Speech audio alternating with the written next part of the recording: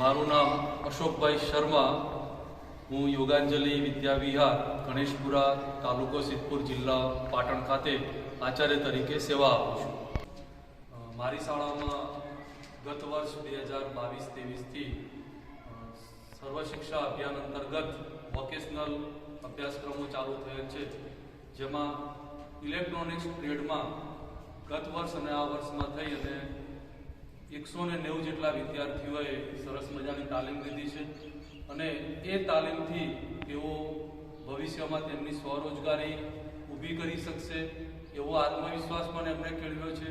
અને આ માટે એમના જે ટ્રેનર છે એ ટ્રેનરે પણ એમને સરસ માર્ગદર્શન આપ્યું છે અને આશા છે કે ભવિષ્યમાં આ વિદ્યાર્થીઓ સમાજમાં જઈ અને ટેકનિકલી એમનું જે નોલેજ છે એ નોલેજનો સમાજને બહુ લાભ આપશે. નમસ્કાર વિદ્યાર્થી મિત્રો, મારું નામ ગુણવંતભાઈ હરિશંકરભાઈ સીમાણી.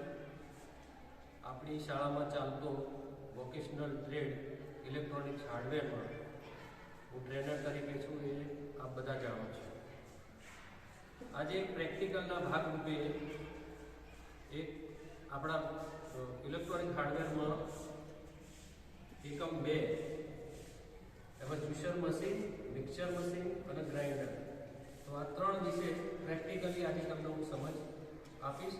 એના સિવાય અહીંયા ડિસ્પ્લે ઉપર આપણે બધું વિવિધ ઇન્સ્ટ્રુમેન્ટ અને કમ્પાર્ટમેન્ટ જે તમે તમારી નજરે જોઈ શકો છો તેનો પણ પરિચય અને એની કાર્ય પદ્ધતિ અને રિપેરિંગ અથવા ઇલેક્ટ્રિશિયન ઇલેક્ટ્રોનિક હાર્ડવેર ક્ષેત્રે શું ઉપયોગમાં આવશે એ પ્લસ વિદ્યાર્થીઓ બનાવેલા ડેમો એ આપણે નિદર્શન કરીશું અને એની માહિતી મેળવીશું. તો અહીંયા તમને દેખાય છે જ્યુસર મશીન, બરાબર.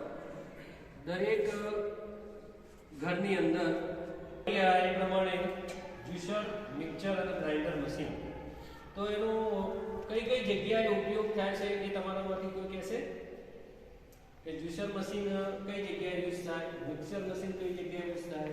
અફઝલ? ઘરમાં, હોટલોમાં. તો ટૂંકમાં ખાસ કરીને રસોડાની અંદર કે જે આપણી બહેનો અથવા મમ્મી આનો યુઝ કરતા હોય છે. ઘણી વખત આપણે પણ એનો યુઝ કરેલો હોય છે. ઉનાળાની સિઝનમાં જ્યારે કેરીનો રસ ખાવાની ઈચ્છા હોય, બધાએ કેરીનો રસ ખાધો હશે. લીંબુ, મોસંબી, ગાજર, બીટ, વિવિધ પ્રકારના રસ કાઢવા માટે અથવા વિવિધ પ્રકારની આઇટમોમાંથી નીચોઈને જે આપણે રસ નીકાળીએ છીએ એ જ્યુસર મશીનમાંથી નીકળે છે. તો આપણે એના અલગ અલગ ભાગો વિશે આપણે જોઈએ. જો આ નાનું સ્ટીલ બોડીનું અંદર બ્લેડ દેખાય છે તમને, જે ફરી ગયો બરાબર. તો આ એમ્પિયર મીટર, આવું એક બીજું મીટર આવે જેને આપણે આ વોલ્ટ મીટર અને બીજું એમ્પિયર મીટર. એમ્પિયર મીટર સીધું ડાયરેક્ટ ફેઝ મીટરમાં નહીં જોડાય. જો લોડ લેતો, દાખલા તરીકે આ બલ્બ છે, બરાબર, આ ગ્રાઇન્ડર મશીન છે, ડ્રીલ મશીન છે, તો એ કેટલો લોડ લેશે એ રીતે એનું સિરીઝમાં વાયરિંગ થશે. એટલે એક છેડો મીટરમાં જશે, એક છેડો જે કમ્પાર્ટમેન્ટ જે સાધન છે એ યુઝ કરતો હશે એ ત્યાં જશે અને પછી એનું કનેક્શન આપશો તો તમને કેટલો લોડ જે તે સાધન લેશે એ બતાવશે. એક બીજું ઉપકરણ આપણે કરે છે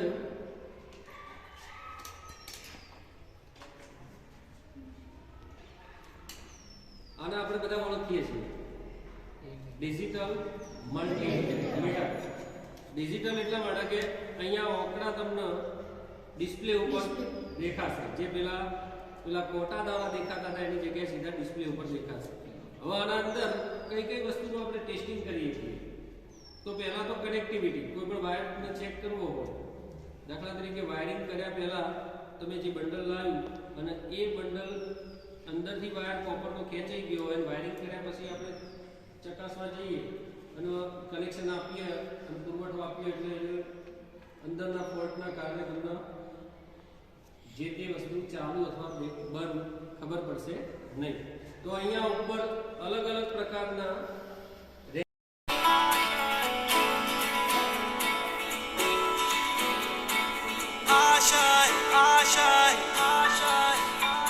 कुछ पाने की हो आस आस, कोई अरमा हो जो खास खास आशाएं,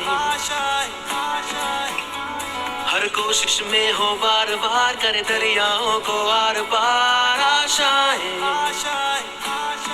तूफान